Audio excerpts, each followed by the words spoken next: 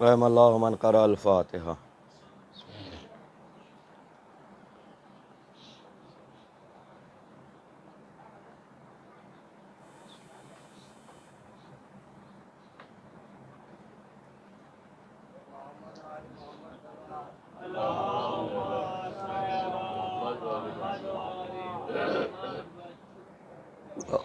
لا حول ولا قوة الا باللہ العلی العظیم۔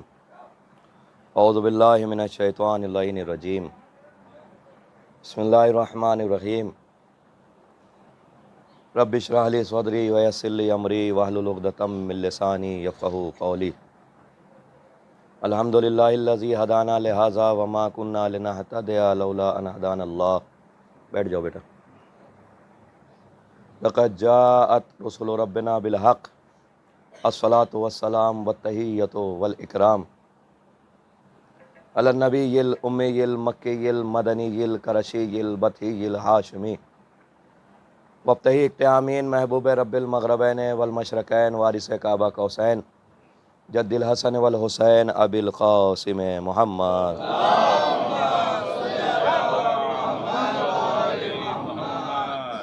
وآلہ الطیبین الطاہرین المعصومین المظلومین المنتجبین المنتخبین الذین اذھب اللہ عنہم الرجس وطہرہم تطہیرا۔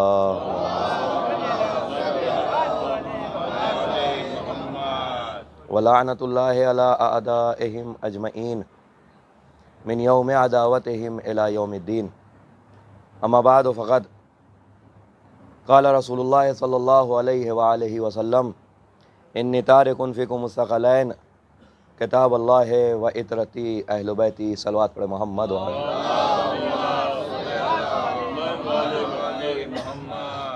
مائک وہ صحیح کرے کم سے کم جس کے ہاتھ میں اتنی طاقت ہو کہ مائک کو صحیح طریقے سے لگا سکے۔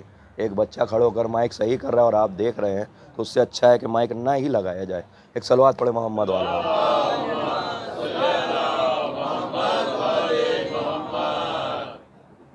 مل جل کر ایک اور صلوات پڑھے محمد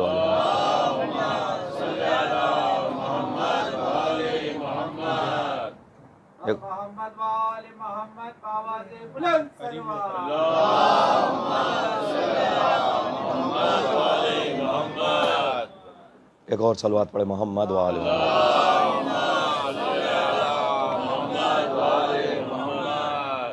اذان محترم، مسلسل حدیث ثقلین کے ذیل میں آپ کے سامنے چند گزارشات و معروضات عرض کر رہا ہوں۔ کائنات سے اللہ کا حبیب رخصت چاہتا ہے اور اپنے پیچھے بڑی محنتوں اور مشقتوں سے کمائی ہوئی امت چھوڑ کر جا رہا ہے۔ سوال یہ ہے کہ اپنے پیچھے مشقتوں اور محنتوں سے کمائی ہوئی امت کو کس کے حوالے کر کے رسول جائے؟ تو اس کا سیدھا سا جواب یہ ہے، ابھی تک جو آپ مجالسوں سنتے آ رہے تھے اس کا ایک نچوڑ بیان کر رہا ہوں کہ اس کا سیدھا سا جواب یہ ہے کہ امت رسول ایسے ہاتھوں کے حوالے کر کے جائیں کہ جو ہاتھ امت کی ویسے حفاظت کرے جیسے رسول کیا کرتے تھے۔ جیسے رسول ہیں ویسے ہاتھ اگر امت کو سنبھالے رسول کے بعد تو ویسے ہی سنبھالیں گے جیسے رسول نے اپنی زندگی میں سنبھالا ہو۔ تو پروردگار عالم کے حکم سے رسول نے دو چیزوں کے حوالے امت کو کیا، ایک قرآن اور دوسرے اہل بیت۔ اب آپ حضرات جلوس سے آئے ہوئے یہاں پر تشریف فرما ہے، یقیناً پروردگار عالم کی طرف سے آپ حضرات کے ہر قدم کے بدلے جو اجر آپ کو ملے گا، ساری کائنات محشر میں اس اجر کو دیکھ کر اش کرے گی۔ یہ فرش عزا جس کے لیے آپ گھروں سے نکل کے ہیں اور گھر سے نکل کر فرش تک آتے ہیں، کبھی آپ کے قدم مبارک فرش تک نہیں پہنچ پاتے، فرشتے آپ کے نامہ اعمال میں اجر و ثواب لکھنا شروع کر دیتے ہیں۔ تو آپ سوچئے کہ امام حسین علیہ السلام کے نام پر اگر آپ ننگے پیر اپنے اپنے گھروں سے نکلتے ہیں اور ننگے پیر آپ نے اتنی دیر سفر کیا اور یا حسین کے نعرے لگائے ہیں، تو وہ اس جلوس عزا اور ان بڑھنے والے قدمہائے مبارک کا کتنا اجر و ثواب ہوگا، ہم دنیا میں رہ کر تو اس کا اندازہ نہیں لگا سکتے۔ آپ سوچئے کہ رسول کس کے حوالے ہے، اہل بیت رسول کس کے حوالے اپنی امت کر کے جائیں گے؟ دو چیزوں کے حوالے کر کے گئے امت، قرآن کے حوالے اور اہل بیت کے حوالے، قرآن کے حوالے اور اہل بیت کے حوالے۔ اگر کوئی ہم سے پوچھے کہ قرآن کتنا پاکیزہ ہے تو بے ساختہ ہم جواب دیں گے جتنے پاکیزہ اہل بیت ہیں اتنا پاکیزہ قرآن ہے۔ اگر کوئی ہم سے پوچھے قرآن کتنا طاہر ہے تو بے ساختہ ہم جواب دیں گے کہ جتنا طاہر اہل بیت ہیں اتنا طاہر قرآن ہے۔ اگر کوئی پوچھے کہ اہل بیت کتنے پاکیزہ ہیں تو بے ساختہ جواب دے دینا کہ جتنا پاکیزہ قرآن ہے اتنے ہی پاکیزہ اہل بیت ہیں۔ اگر کوئی پوچھے کہ قرآن کہاں سے آیا ہے تو بے ساختہ جواب دے دینا کہ قرآن آسمان سے نازل ہوا ہے اور ویسے ہی آیا ہے کہ جیسے اہل بیت پروردگار کی طرف سے آئے ہوئے ہیں۔ نہیں، اور آسان کر دوں میں اپنی گفتگو کو، رسول جیسے ہیں ویسا ہے قرآن، ویسے ہیں اہل بیت۔ رسول جیسے ہیں، میں نے کیا کہا کہ اس ہاتھ کے حوالے امت کو کریں گے رسول، کہ جو ہاتھ امت کو ویسے سنبھالے کہ جیسا خود رسول اپنی زندگی میں سنبھالتے تھے، تو رسول جیسے ہیں ویسا ہے قرآن، ویسے ہیں اہل بیت۔ رسول پاک، قرآن پاک، اہل بیت پاک۔ رسول طاہر، قرآن طاہر، اہل بیت طاہر۔ رسول ہادی، قرآن ہادی، اہل بیت ہادی۔ رسول طیب، قرآن طیب، اہل بیت طیب۔ رسول طاہر، قرآن طاہر، اہل بیت طاہر۔ رسول کائنات کو جنت تک پہنچانے آئے، اہل بیت دنیا کو جنت تک پہنچائیں گے۔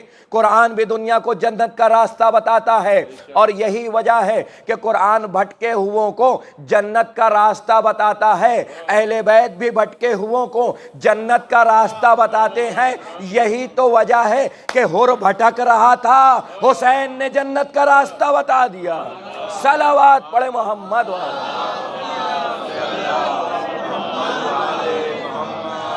یہی تو وجہ ہے، اہل بیت جنت کا راستہ بتانے آئے ہیں، اہل بیت جنت تک پہنچانے کے لیے آئے ہیں۔ کیوں؟ اس لیے کہ رسول لوگوں کی ہدایت کے لیے آئے تھے، تو رسول ہدایت کے لیے آئے تو قرآن بھی ہادی ہے اور اہل بیت بھی ہادی ہیں۔ رسول پاک ہے، قرآن بھی پاک ہے، اہل بیت بھی پاک ہے۔ دنیا میں ہم بہت سارے اعمال ایسے انجام دیتے ہیں کہ جو ہمارے لیے تو عام ہوتا ہے لیکن اہل بیت کے لیے عام نہیں ہوتا۔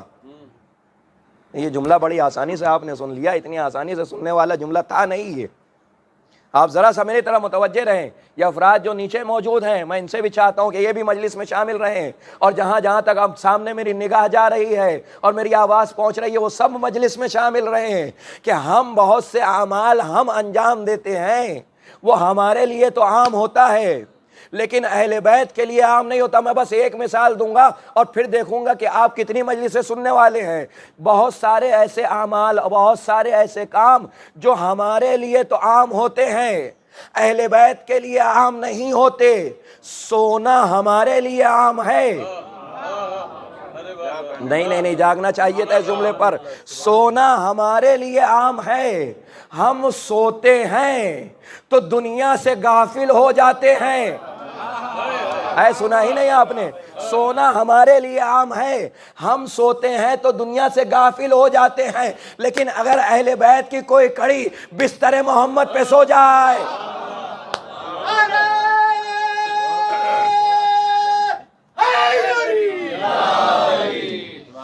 سونا ہمارے لیے عام ہے، لیکن اگر اہل بیت کی کوئی کڑی بستر محمد پہ سو جائے تو مرضی پروردگار کی خریدار بن جائے۔ اگر اہل بیت کی کوئی کڑی بستر محمد پہ سو جائے، یہ نام محبت کا ڈبویا نہیں کرتے۔ جاگیے گا، شعر سنیے، یہ نام محبت کا ڈبویا نہیں کرتے۔ یہ نام، اور یہ دوسرا مصرع پہنچنا چاہیے، میں بار بار کہہ رہا ہوں جہاں تک آواز جا رہی ہے، یہ نام محبت کا ڈبویا نہیں کرتے، ہو جان پہ خطرہ بھی تو رویا نہیں۔ یہ نام محبت کا ڈبویا نہیں کرتے، ہو جان پہ خطرہ بھی تو رویا نہیں کرتے، بے ذکر خدا رات یہ کھویا نہیں کرتے، بے ذکر خدا رات یہ کھویا نہیں کرتے، اور بستر نہ ہو احمد کا تو سویا نہیں۔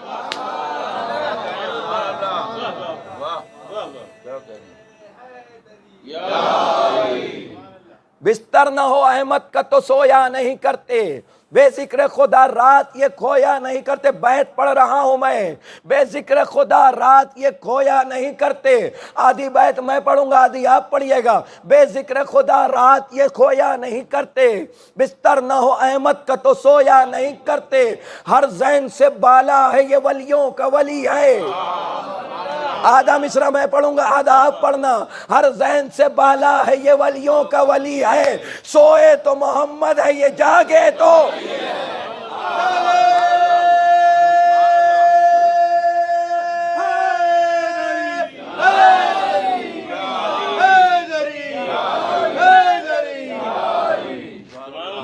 جی بہت سارے اعمال ہمارے عام ہوتے ہیں۔ ہم سو گئے تو دنیا سے غافل ہو گئے، ہم سو گئے تو دنیا سے پتہ ہی نہیں دنیا کہاں ہے اور ہم کہاں ہے۔ ہم سو گئے تو دنیا سے غافل ہو گئے، نہیں اور آسان کروں، ہم سو گئے تو ایسے سوئے جیسے مر گئے۔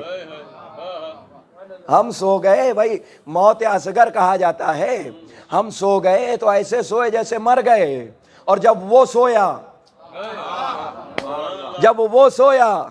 تو مرضی پروردگار کا خریدار بن گیا۔ جب وہ سویا تو مرضی، تو بہت سارے ایسے کام ہیں دنیا میں جو ہمارے لیے عام ہے۔ پروردگار عالم نے جب یہ کائنات خلق کی ہے تو تمام کائنات کی ہر شے کو ایک امر کے ساتھ خلق کیا ہے۔ سنیے گا، کائنات کی ہر شے کو ایک امر کے ساتھ، ایک کن کیا ہے؟ امر ہے۔ کائنات کی ہر شے کو ایک امر کے ساتھ خلق کیا، اور خلق کرنے کے ساتھ، امر یعنی حکم، خلق کرنے کے ساتھ ہر شے کے حوالے ایک ذمہ داری کر دی۔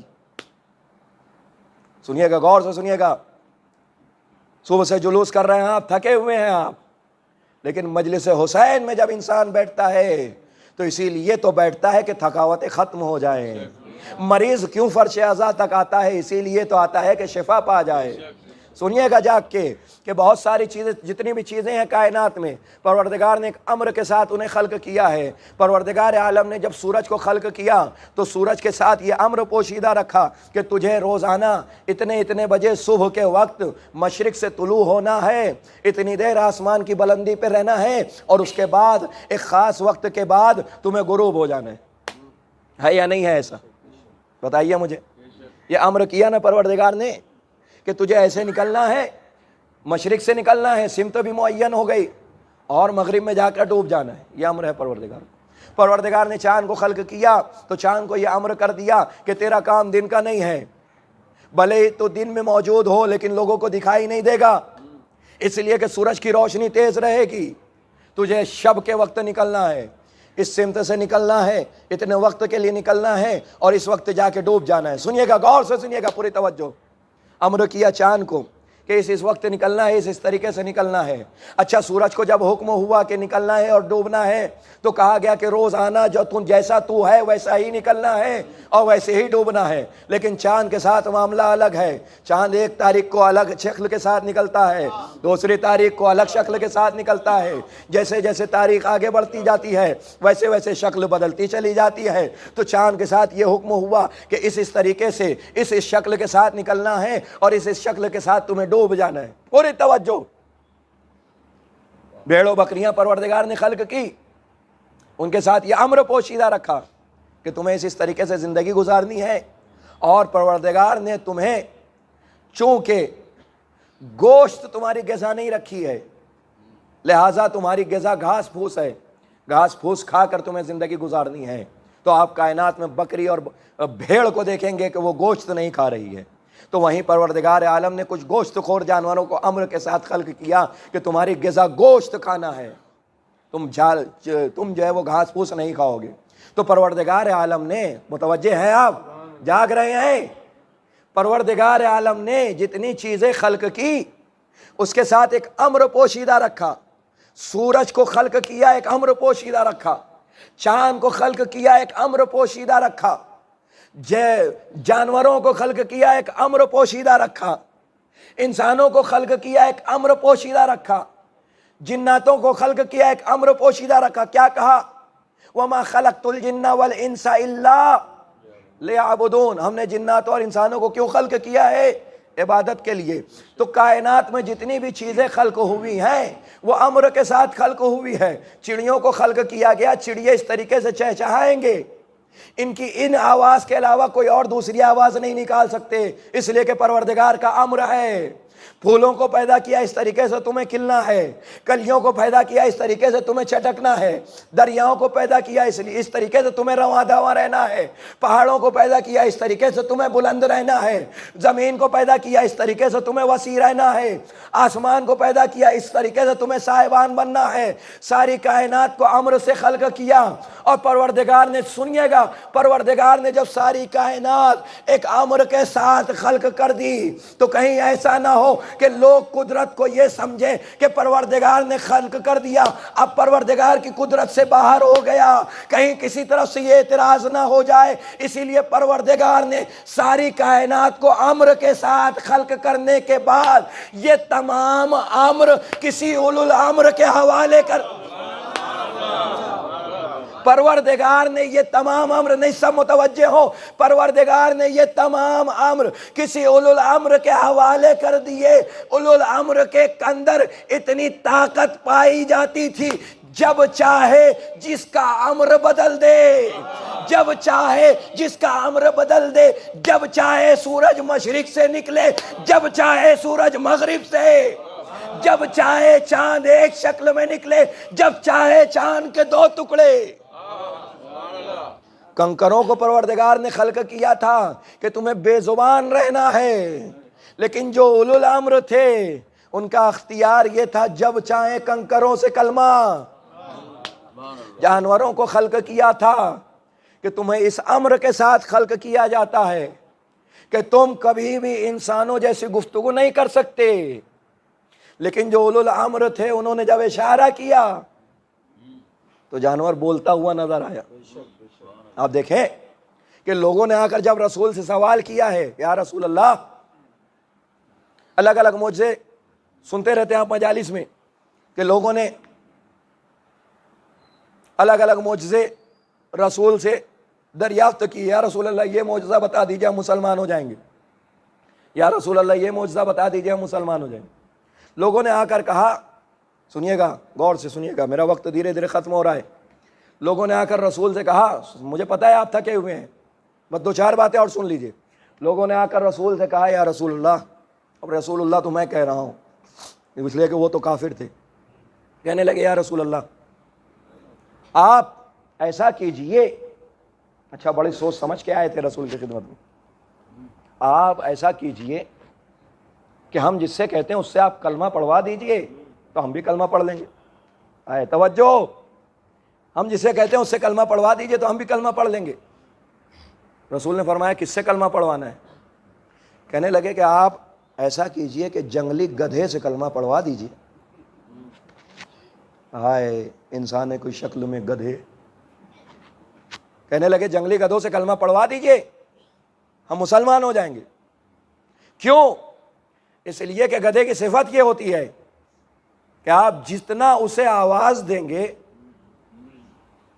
وہ اتنی تیزی سے بھاگے گا، اور اگر معاملہ جنگلی گدھے کا ہو تو پھر آپ دور سے بھی اگر اشارہ کر دیں یا اشارہ نہ بھی کریں، آپ کو فقط دیکھ لے تو بھاگے گا۔ لوگوں نے یہ سوچا کہ اگر رسول جنگلی گدھے کو اشارہ کریں گے تو جیسے اشارہ ہوگا ویسے بھاگے گا، تو کیسے کلمہ پڑھائیں گے؟ لوگوں نے کہا کلمہ پڑھوا دیجیے مسلمان ہو جائیں گے۔ رسول نے کہا تو صحیح، آ جاؤ۔ آ گئے، سامنے سے، سنیے گا یہ جملہ سنیے گا، سامنے سے، یہ جملہ آپ جاگتے ہوئے سنیے، سامنے سے انسانی گدھوں نے جنگلی گدھے کو بھاگتے ہوئے دیکھا۔ اب کیوں کہا یہ جملہ میں نے، یہ سمجھ میں آئے گا آپ کو۔ بھاگتے ہوئے دیکھا، یا رسول اللہ پڑھائیے، اب میں کہہ رہا ہوں کہ رسول اللہ میں کہہ رہا ہوں، وہ بھاگ رہا ہے، بلائیے۔ ان کی یہ فکر تھی کہ رسول بلائیں گے اور یہ بھاگ جائے گا. رسول نے اشارہ کیا، اس نے بھاگتے بھاگتے اپنا رخ بدلا، رسول کی طرف آیا، قدموں کا بوسہ دیا. قدموں کا بوسہ دینے کے بعد رسول کا کلمہ پڑھتا ہے، اشہد ان لا الہ الا اللہ و اشہد انک رسول اللہ. میں گواہی دیتا ہوں کہ اللہ ایک ہے، میں گواہی دیتا ہوں کہ آپ اللہ کے رسول ہیں. کلمہ پڑھا اور پھر اپنے راستے. لوگوں کی فکر یہ تھی کہ رسول بلائیں گے بھاگ جائے گا. رسول نے اشارہ کیا، گدھا اپنا رخ بدلا اور رخ بدل کے رسول تک آ کر رہتی دنیا کو یہ پیغام دیا. رخ بدلا، رخ بدلنے کے بعد گدھے نے رہتی دنیا تک کائنات کو یہ پیغام دیا، میں بھلے ہی گدھا ہوں لیکن مجھے بھی اتنا پتا ہے اگر رسول آواز دے تو بھاگا نہیں. نہیں نہیں نہیں نہیں، سب شامل ہوئیے. میں گدھا ہوں لیکن مجھے بھی اتنا پتا ہے اگر رسول آواز دے تو بھاگا نہیں کرتے. اب اگر کسی تاریخ میں رسول آواز دے، اب اگر کسی تاریخ میں رسول آواز دے اور لوگ بھاگتے نظر آئے تو انہیں گدھا نہ کہنا، یہ گدھے کی توہین. ایک صلوات پڑھے محمد والا.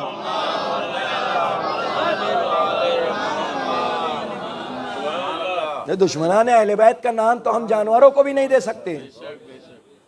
سنا ہے نا آپ نے روایت میں، ہم کتے کو بھی نہیں بول سکتے کہ یہ فلاں ہے. جی ہمارے جوان کبھی کبھی جوش عقیدت میں راستے میں چلتے ہوئے بول دیتے ہیں کہ فلاں. جی نہیں، روز محشر یہ آپ کا دامن پکڑ لے گا. جی کہ ہم نے کیا خطا کی تھی. کیوں نہ ہو، اس لیے کہ جانور تو ہمیشہ ہی وفادار رہے ہیں اہل بیت کے. جب جب رسول نے اور جب جب آل رسول نے بلایا ہے تب تب چلے آئے ہیں. کیا 8ویں امام کا واقعہ پڑھنے کی ضرورت ہے کہ جب جنگلی اور بھوکے شیر چھوڑے گئے تھے تو مولا کے قدموں تک آ گئے تھے. سنا ہے نا آپ نے. تو اہل بیت کے تو ہمیشہ وفادار رہے، اس لیے کہ انہیں پتا ہے کہ حقیقی کون ہے. اور بس ختم ہو گیا میرا وقت. انہیں پتا ہے، انہوں نے جب اشارہ کیا ہے تب آ گئے. 7 محرم الحرام ہے. بات اگر جانوروں کی چل رہی ہے تو روایت کہتی ہے کہ جب امام حسین علیہ السلام نے ایک لشکر دیکھا تھا کہ جس لشکر کا عالم یہ تھا کہ انسان تو انسان، جانوروں کی زبانیں شدت پیاس سے باہر نکل گئی تھی. آج جانوروں کی ہے نا، میں رفت مصائب دے رہا ہوں. انسان تو انسان. 7 محرم الحرام ہے عزیزو، صبح سے آپ جلوس کر رہے ہیں، یقیناً گرمی بھی ہے.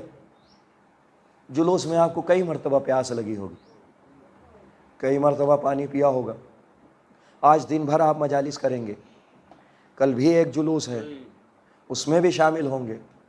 بس ایک بات یاد رکھنا، آج کے بعد سے لے کر 3-4 دن تک، ویسے تو ہمیشہ ہی لیکن خصوصاً ان ایام میں جب بھی پیاس لگے نا اور جب بھی پانی نوش کرو تو کربلا کا رخ ضرور کر لینا. اس لیے کہ آج 7 محرم ہے اور یہ آج ہی کی تاریخ ہے کہ 7 محرم سے خیمہ حسینی میں ایک قطرہ آب موجود نہیں تھا. پانی تو 4 محرم سے بند ہو گیا تھا، لیکن 7 محرم جب آئی ہے تو جو پانی ابھی تک چل رہا تھا بچا کچا وہ بھی ختم ہو گیا تھا. 7 محرم وہ دن ہے کہ جب خیمہ حسینی سے چھوٹے چھوٹے بچوں کی آواز بلند ہو رہی تھی، العطش ہائے پیاس، العطش ہائے پیاس. اے عزادارو، آج دن بھر اور آج کے بعد سے لے کر 2-4 دن تک خاص طور سے میں نے عرض کیا کہ ویسے تو سال بھر لیکن ان ایام میں خاص طور سے جب بھی پیاس کا احساس ہو تو کربلا کا رخ کر کر ضرور سلام کر لینا. اے علی اصغر تیری پیاس پہ لاکھوں سلام، اے آقا حسین آپ کی پیاس پہ لاکھوں سلام، اے علی اکبر آپ کی پیاس پہ لاکھوں سلام، اے 3 سال کی سکینہ اے سکینہ تیری پیاس پہ لاکھوں سلام۔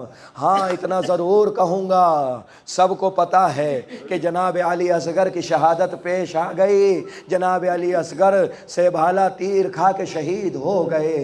جناب علی اصغر کب تک پیاسے تھے؟ جب تک شہید نہیں ہوئے۔ امام حسین کب تک پیاسے تھے؟ جب تک شہید نہیں ہوئے۔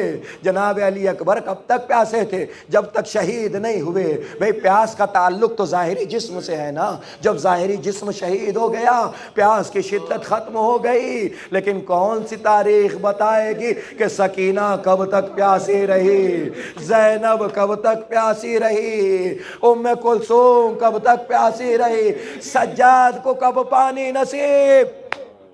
اجرکم علی اللہ جزاک اللہ۔ آج 7 محرم الحرام ہے، آپ 13 برس کے شہزادے کا مصائب سنتے ہیں۔ اے عزادارو، وہ قاسم ابن حسن کہ جس نے وہ منظر دیکھا تھا مدینے میں کہ جو پروردگار کسی بیٹے کو نہ وہ منظر دکھائے۔ روایت کہتی ہے جب امام حسن علیہ السلام کو زہر دے دیا گیا تو زہر کی شدت ایسی تھی کہ جب مولا نے قے کی اور قے کرنے کے لیے دشت سامنے پیش کیا گیا تو جناب قاسم کی نگاہوں نے وہ منظر دیکھا کہ دشت میں امام حسن کے جگر کے 72 ٹکڑے۔ اجرکم علی اللہ جزاک اللہ۔ بس جلدی جلدی 2-4 جملے سن لیجئے اور ختم دعا۔ جناب امام حسن علیہ السلام کہ جگر کے 72 ٹکڑے تشت میں آ گئے تھے۔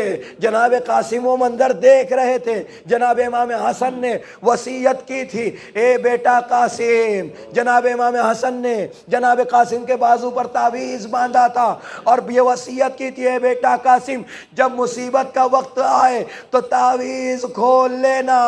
ہاں کربلا سے بڑا مصیبت کا وقت کیا ہوگا جب قاسم ہاتھ جوڑے کھڑے ہیں، اے چچا اجازت، لیکن اجازت نہیں مل رہی۔ ایک مرتبہ جناب قاسم ایک گوشے میں آ کر رونے لگے۔ جناب ام فروا نے پوچھ لیا بیٹا کیا ہوا؟ فرمایا مرنا تو چاہتا ہوں اجازت نہیں مل رہی۔ جناب ام فروا کو یاد آیا، تعویذ کھولا، خط ملا، لے کے مولا کی بارگاہ میں آئے۔ جب خط کو پڑھا ہے تو مولا نے ایک جملہ کہا، اے قاسم ارے بھیا کا خط لائے ہو یا اپنی موت کا پرواز؟ اے قاسم بھیا کا خط لائے ہو یا اپنی موت کا پروانہ؟ روایت کہتی ہے اجازت ملی۔ روایت کہتی ہے خطبہ مجالس میں پڑھتے ہیں کہ جناب قاسم کا قد اتنا چھوٹا تھا کہ جب گھوڑے پہ سوار کیا گیا تو رکاب تک پیر نہیں پہنچ رہا تھا۔ جناب عباس نے رکاب کو کاٹ کے چھوٹا کیا۔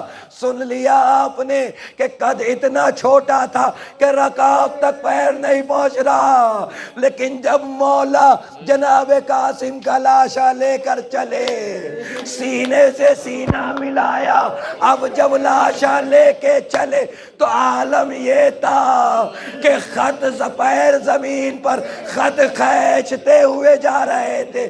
یہ کیا ہوا؟ یہ ہوا یہ کہ قاسم کا جسم درمیان میں موجود تھا، ادھر کے گھوڑے ادھر، ادھر کے گھوڑے۔